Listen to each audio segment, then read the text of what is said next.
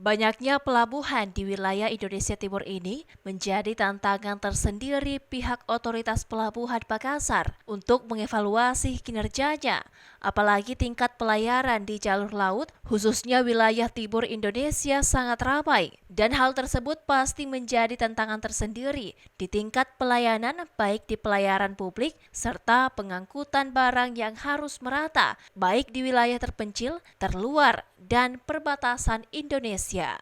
Hal ini mendorong kantor Otoritas Pelabuhan Makassar mensosialisasikan Peraturan Presiden Nomor 27 Tahun 2021 tentang penyelenggaraan kewajiban pelayanan publik untuk angkutan barang dari dan ke daerah tertinggal, terpencil, terluar, dan perbatasan.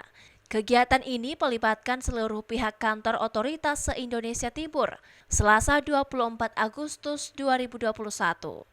Dengan adanya acara sosialisasi ini, semua stakeholder terkait dengan penyelenggaraan pelabuhan dapat memahami dan dapat mencapai tujuan yang kita harapkan, yaitu salah satunya menghilangkan disparitas harga, pendistribusian logistik juga bisa tercapai dengan baik. Ilham Cepi, Fajar TV, Fajar Radio melaporkan.